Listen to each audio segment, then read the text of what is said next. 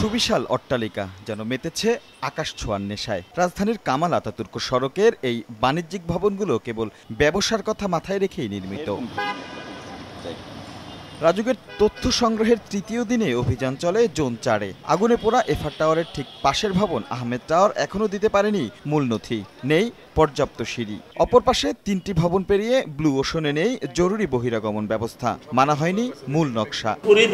শুধু এখন মানে উপরের ছাদে যে রুম আছে সবকিছু আমরা ড্যামেজ করতেছি। ফুটপাতের উপর দখল চলে আসছে এবং কোনো ভবনে যেখানে সিঁড়ি এবং লিফট দেখানো আছে সেখানে কোনো সিঁড়ি বা লিফট নেই। পাশের ভবন ইকবাল টাওয়ার, রাজুকের অনুমোদন 18 তলার, আর ভবন 22 তলা ছাড়িয়ে 23-এর পথে। মালিকপক্ষের দাবি রয়েছে আগুন নেভানোর সুব্যবস্থা, অথচ নেই জরুরি বহিরাগমন পথ। 18 তলা পর্যন্ত অনুমোদন, কিন্তু এটার নির্মাণ আছে 23 তলার মতো। ফায়ার এক্সিট সিঁড়ি থাকার কথা ছিল, এই দুইটা ফায়ার এক্সিট সিঁড়ি এই বিল্ডিংয়ে স্থাপন করা হয় না। যেহেতু রাজুক আমাদেরকে রিগ্রেট করেন নাই, ওনাদের সাথে একটু মৌখিক কথা বলে আমরা এই কনস্ট্রাকশন করেছি।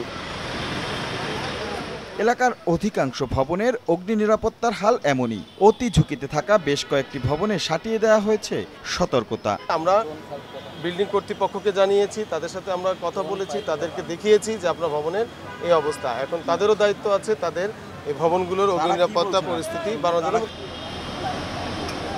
এ পর্যন্ত 50-টিরও বেশি ভবনের তথ্য সংগ্রহ করেছে কর্তৃপক্ষ। ফায়ার সার্ভিস কিংবা রাজুকের পরিদর্শনে যেন বেরিয়ে আসছে একে একে থলের বিড়াল। রাজধানীর অভিজাত এলাকার এই সুউচ্চ ভবনগুলো যেন এক একটি মৃত্যু ফাঁদ। এখন দেখার বিষয় এই অসঙ্গতিগুলো আমলে নিয়ে কি পদক্ষেপ নেয় কর্তৃপক্ষ। রাশেদ লিমন, সময় সংবাদ, ঢাকা।